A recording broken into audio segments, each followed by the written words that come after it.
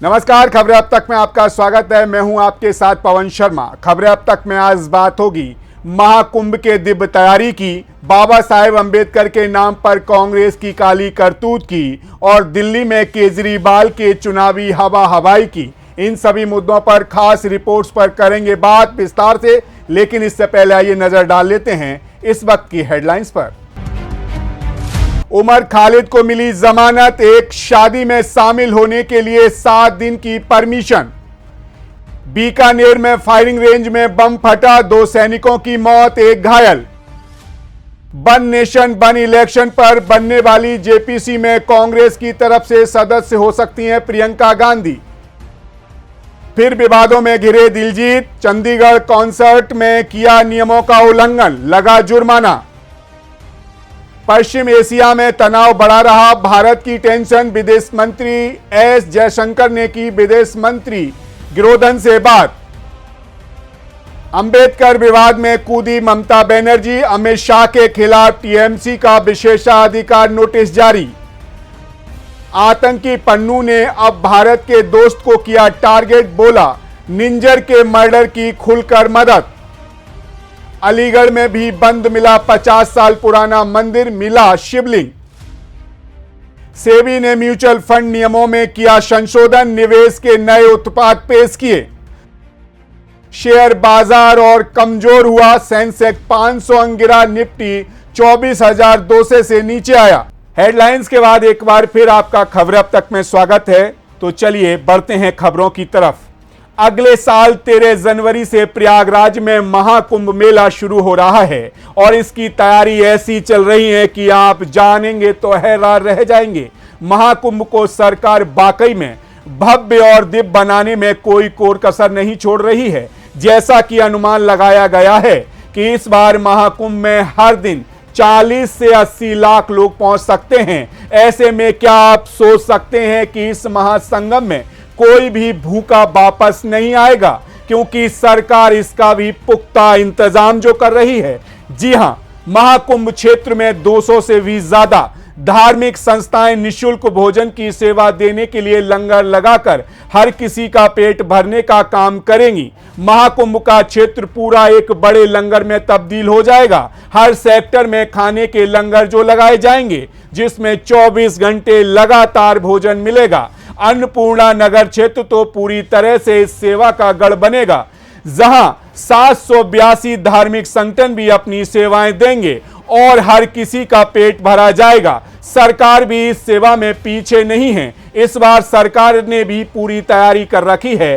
राज्य खाद्य एवं नागरिक आपूर्ति विभाग कुंभ क्षेत्र के सभी सेक्टरों में 160 उचित मूल्य की दुकानें खोलेगा। जनवरी और फरवरी 2025 में इन दुकानों से मुफ्त राशन भी वितरित किया जाएगा। साथ ही 5 गोदामों की व्यवस्था भी की जाएगी, ताकि राशन का भंडारण सही तरीके से हो सके और कोई कमी ना हो। इतना ही नहीं, महाकुंभ को लेकर प्रदेश सरकार के शीर्ष समिति ने कई महत्वपूर्ण प्रस्तावों को मंजूरी दी है। सीएम योगी ने खुद बैठक की है और महाकुंभ आयोजन पर होने वाले खर्च की रूपरेखा तैयार की है, जिसमें 15 करोड़ रुपए गणमान्य व्यक्तियों के आगमन और कैबिनेट मीटिंग के लिए आयोजन का खर्च किए जाएंगे। 10 करोड़ रुपए शिक्षा संस्थानों द्वारा महाकुंभ के विश्लेषण के लिए होंगे। 20 लाख रुपए संगम क्षेत्र के पुराने वृक्षों की सुरक्षा व वन्य जीवों के रेस्क्यू पर खर्च होंगे।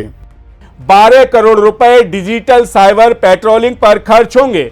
एक बड़ी रकम भक्तों के खान पान पर भी खर्च की जाएगी। देखा जाए तो अनुमान लगाया जा सकता है कि इस बार महाकुंभ में हर कदम पर भव्यता है, सेवा है और भक्ति की महक होगी। हर श्रद्धालु का पेट भरा जाएगा और मन खुश रहेगा। सुविधाओं की कोई कमी नहीं रखी जाएगी, क्योंकि भारत के लिए सिर्फ एक धार्मिक आयोजन नहीं बल्कि आस्था का प्रतीक है। फिलहाल इसी के साथ खबरें अब तक में रुक करेंगे अगली रिपोर्ट्स की ओर। Doctor B R. अंबेडकर को लेकर गृह मंत्री अमित शाह की टिप्पणी के बाद संसद में विपक्षी दलों ने जमकर हंगामा किया। इस विवाद के चलते आज लोकसभा और राज्यसभा दोनों में विपक्ष ने सरकार को घेरने की कोशिश की। कांग्रेस ने बी.आर. अंबेडकर पर टिप्पणी को लेकर केंद्रीय गृह मंत्री अमित शाह की आलोचना की। कांग्रेस ने कहा कि ये लोग संविधान को नहीं मानते हैं। पहले तो आप सुनिए अमित शाह ने क्या कुछ कहा। अभी एक फैशन हो गया है, आम्बेडकर आम्बेडकर आम्बेडकर आम्बेडकर आम्बेडकर आम्बेडकर। इतना नाम अगर भगवान का लेते तो 7 जन्मों तक स्वर्ग मिल जाता। अब इस वीडियो के बाद बवाल मचा हुआ है।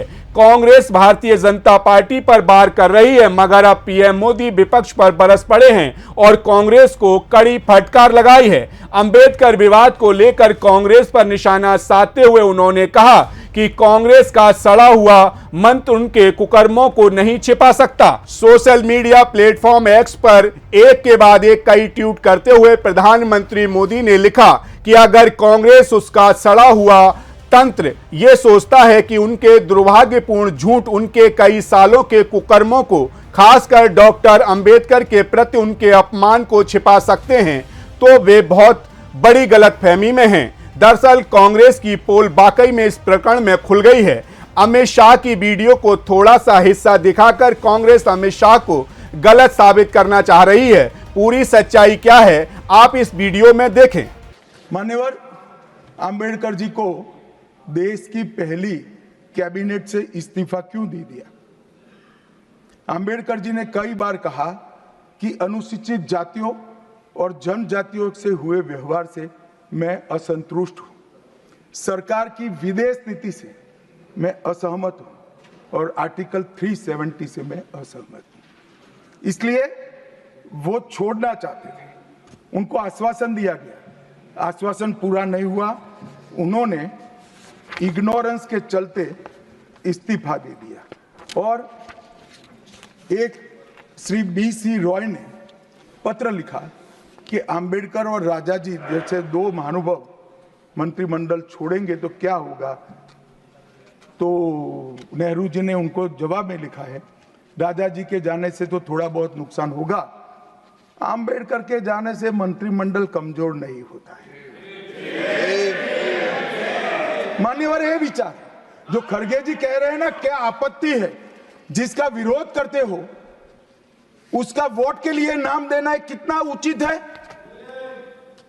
क्योंकि अब अंबेडकर जी को मानने वाले पर्याप्त संख्या में आ गए हैं, इसलिए आप अंबेडकर अंबेडकर कर रहे हो।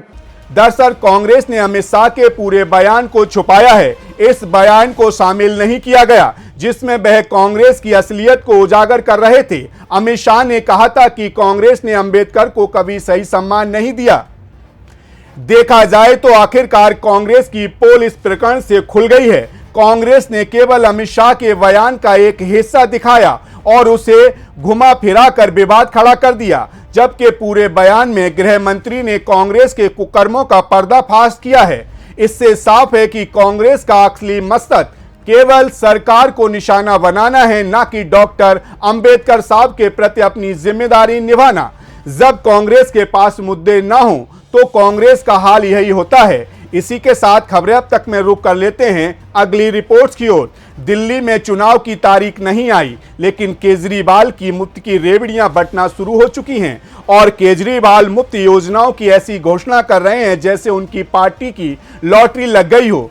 दिल्ली विधानसभा चुनाव से पहले आम आदमी पार्टी के मुखिया अरविंद केजरीवाल ने सीनियर सिटीजन के लिए संजीवनी योजना का ऐलान कर दिया है, जिसके तहत दिल्ली में रह रहे 60 साल और से ज्यादा उम्र के लोगों का सही सरकारी और प्राइवेट अस्पतालों में मुफ्त इलाज किया जाएगा। अब लोग कह रहे हैं कि भाई ऐसी योजना तो सरकार भी चला रही है और वो योजना है आयुष्मान योजना, जहां 70 साल से ज्यादा उम्र के लोगों को मुफ्त इलाज मिल रहा है। तो चलिए आज आपको बताते हैं कि सरकार की आयुष्मान योजना दमदार है या केजरीवाल की ये नई योजना जो की घोषणा की गई है। सबसे पहले समझिए कि संजीवनी योजना का लाभ किसे मिलेगा। संजीवनी योजना से 25 लाख बुजुर्गों को लाभ होगा। प्रति व्यक्ति 5 लाख रुपए तक का इलाज मुफ्त करने की योजना है। आप कार्यकर्ता बुजुर्गों का पंजीकरण कराने के लिए घर घर जाएंगे। योग्यता पंजीकरण के लिए दिल्ली का वोटर होना चाहिए। अब बात कर लेते हैं आयुष्मान भारत योजना की और उसकी तुलना संजीवनी योजना से भी कर लेते हैं। आयुष्मान भारत योजना की बात करें तो आयुष्मान भारत योजना 70 प्लस आयु वर्ग के और आर्थिक रूप से कमजोर वर्ग को भी कवर करती है। आयुष्मान भारत योजना भेदभाव मुक्त है। आयुष्मान भारत पक्का मकान या वाहन होने पर पात्रता खत्म हो जाती है, जबकि अरविंद केजरीवाल की संजीवनी योजना में ऐसा कोई नियम नहीं है। फिलहाल इन तथ्यों को समझा जाए तो केवल 10 साल की उम्र के अंतर के अलावा दिल्ली की संजीवनी योजना में कुछ ऐसा नया नहीं है जो आयुष्मान भारत योजना में न हो। केजरीवाल केवल चुनाव से पहले ऐसे ऐलान से जनता को रिझाने की कोशिश कर रहे हैं। हालांकि जनता इस बार केजरीवाल और आम आदमी पार्टी का कितना काम आती है, ये देखने वाली बात होगी। फिलहाल ये तो थी खबरें अब तक की आज की खास खबरों की खास रिपोर्ट, लेकिन इसके अलावा एक मुद्दे पर आपसे जरूर बात करेंगे। वन नेशन वन इलेक्शन विधेयक अब लोकसभा में पेश हो चुका है और केंद्र सरकार ने इसे नीतिगत कम चुनावी खर्च का तर्क दे रही है। हालांकि विपक्षी दल इसका जोरदार विरोध कर रहे हैं। उनका कहना है कि यह व्यवस्था संविधान और संघीय ढांचे के खिलाफ है। वो चिंतित हैं कि एक साथ चुनावों से केंद्र सरकार को ज्यादा लाभ होगा और छोटे क्षेत्रीय दलों का अस्तित्व खतरे में पड़ सकता है। लेकिन इस मामले में विपक्ष का विरोध सवालों से ज्यादा राजनीतिक खेल लगता है। दरअसल उनका डर ये नहीं कि व्यवस्था सही नहीं है, बल्कि डर ये है कि उनके सत्ता से बाहर होने की नौबत ना आ जाए। विपक्ष को शायद ये समझ में नहीं आ रहा कि चुनावों में हार जीत जनता पर निर्भर करती है, ना कि राजनीतिक जोड़ तोड़ पर। अगर कोई दल जनता की भलाई के लिए काम करता है तो उसे क्या डरना चाहिए। सच ये है कि विपक्ष इस बदलाव से डरता है, क्योंकि उनके लिए एक देश एक चुनाव का मतलब है एक ही समय में बड़ी हार हो सकता है।